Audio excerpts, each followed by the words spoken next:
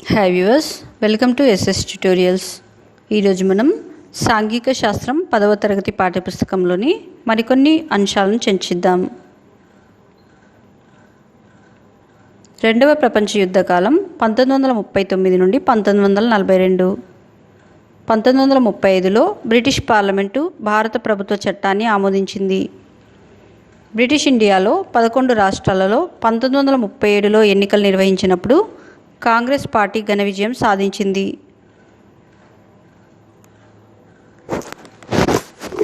11 రాష్ట్రాలకు 8 రాష్ట్రాలలో కాంగ్రెస్ ప్రధానమంత్రులు ఎన్నికయ్యారు.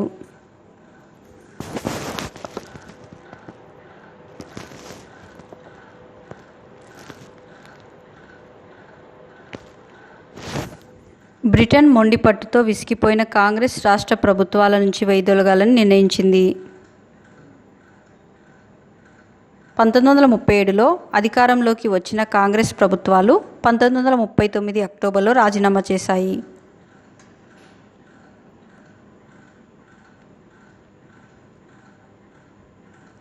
1940-1941 సంవత్సరాలలో కాంగ్రెస్ అనేక వ్యక్తిగత సత్యాగ్రహాలను నిర్వహించింది. ముస్లిం లీగ్ పార్టీ 1906లో ఏర్పడింది.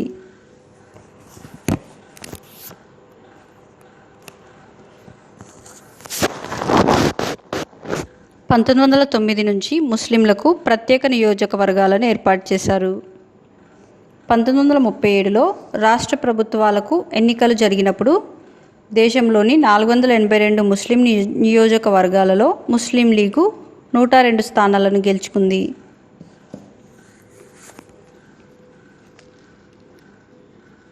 1937 ఎన్నికలలో కాంగ్రెస్ మొత్తం 58 ముస్లిం నియోజకవర్గాలలో పోటీ చేయగా 28 స్థానాలలో గెలిచింది.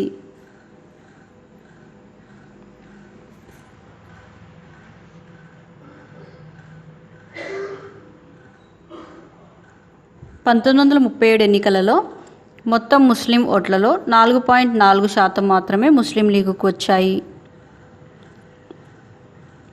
సారే జహాं से अच्छा హిందుస్థాన్ హమారా అన్న కవితను రాసిన ఉర్దూ కవి మొహమ్మద్ ఇక్బాల్ 1930లో ముస్లిం లీగుకు అధ్యక్షోపన్యాసం చేస్తూ వాయువ్య ముస్లిం రాష్ట్ర ఆవశ్యకత గురించి మాట్లాడాడు.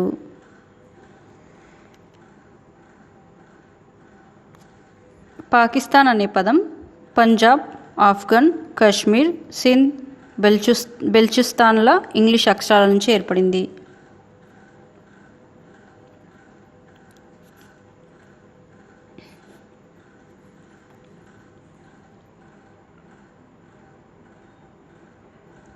పాకిస్తాన్ అన్న పేరును కేంబ్రిడ్జ్లోని పంజాబీ ముస్లిం అయిన చౌదరి రెహమత్ అలీ రూపొందించాడు.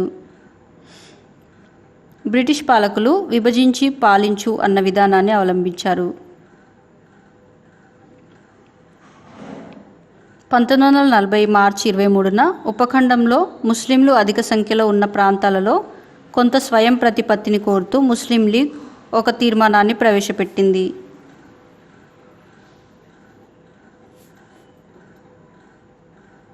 మొహమ్మద్ అలీ జిన్నా ముస్లిం లీగ్ నాయకుడు.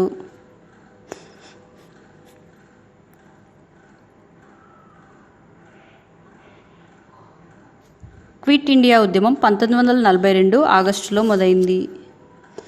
క్విట్ ఇండియా ఉద్యమం కాలంలో పశ్చిమంలో సతారా, తూర్పులో మేదినీపూర్ వంటి పలు జిల్లాల్లో స్వతంత్ర ప్రభుత్వాలను ప్రకటించారు.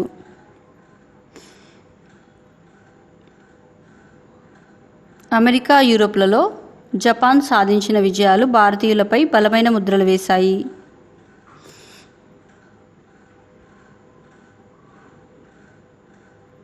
సుభాష్ చంద్రబోస్ రహస్యంగా జర్మనీకి, అక్కడి నుంచి జపాన్కి వెళ్ళి 1942లో భారతీయ సైనికులతో ఒక సైన్యాన్ని తయారు చేశాడు.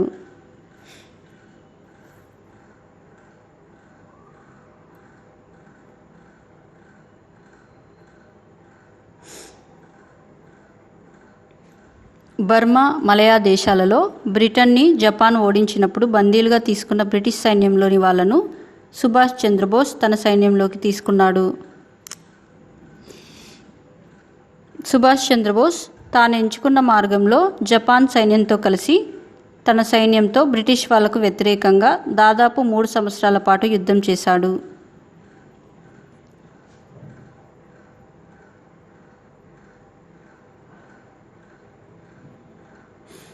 1946 ఫిబ్రవరి 16న బొంబాయి రేవులోని రాయల్ నౌకాదళంలోని భారత సైనికులు నాసిరకం ఆహారం తమ పట్ల బ్రిటిష్ అధికారుల ప్రవర్తన పట్ల నిరసనగా నిరాహార దీక్ష చేపట్టారు.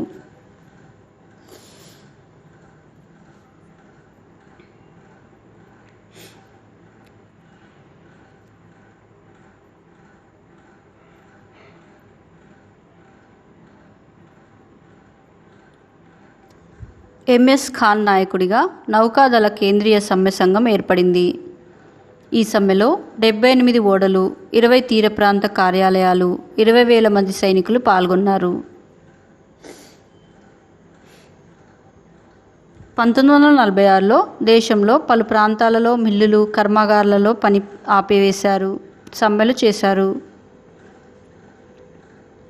తెబాగా ఉద్యమం బెంగాల్కి సంబంధించినది.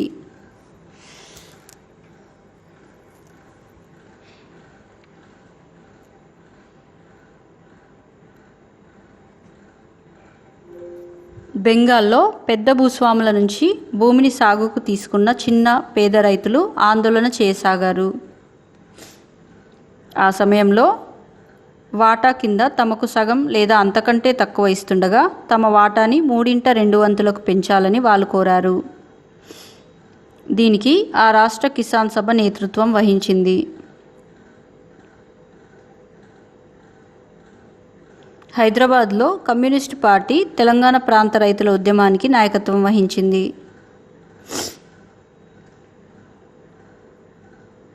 తెలంగాణ రైతుల ఉద్యమంలో సుమారు 3,000 గ్రామాలు పాల్గొన్నాయి.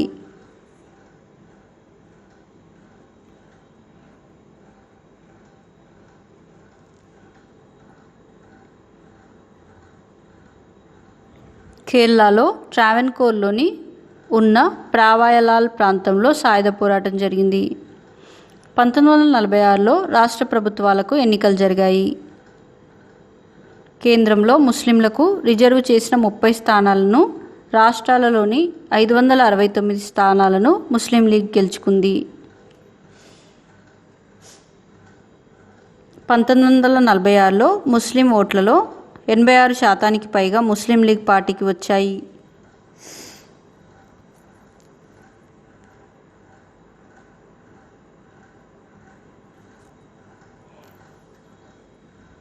ముస్లిం లీగు 1946 ఆగస్టు 16ను ప్రత్యక్ష కార్యాచరణ దినంగా ప్రకటించింది. 1947 మార్చిలో పంజాబ్ని 2గా విభజించడానికి కాంగ్రెస్ సమ్మతించింది.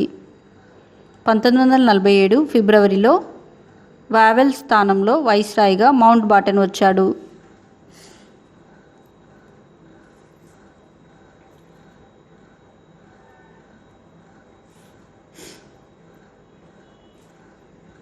మౌంట్ బాటన్ బ్రిటిష్ ప్రభుత్వం నుంచి పాకిస్తాన్కు అధికార బదిలీ 1947 ఆగస్టు 14న, భారతదేశానికి 15న చేస్తామని ప్రకటించాడు. దేశ విభజన సమయంలో మొత్తంగా 1.5 కోట్ల హిందువులు, ముస్లింలు నిర్వాసితులయ్యారు. 1947 ఆగస్టు 15న బెంగాల్లో అల్లర్లతో అతలాకుతలమైన నోపకలీలో శాంతిని నెలకొల్పడానికి జాతిపిత గాంధీజీ ప్రయత్నించాడు.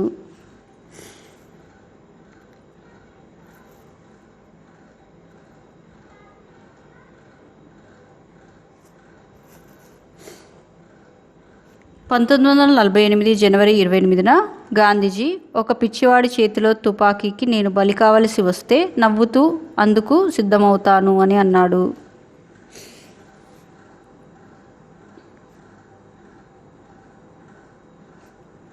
గాంధీజీ 1948 జనవరి 30న నాథురామ్ గాడ్సే చేత చంపబడ్డాడు. బ్రిటిష్ అధికారం కింద వివిధ స్థాయిలలో సర్వసత్తాక పాలనతో సుమారుగా 550 సంస్థానాలు ఉండేవి. సంస్థానాల విలీన బాధ్యతను 1947 జూలైలో సర్దార్ వల్లభాయ్ పటేల్కి అప్పగించారు.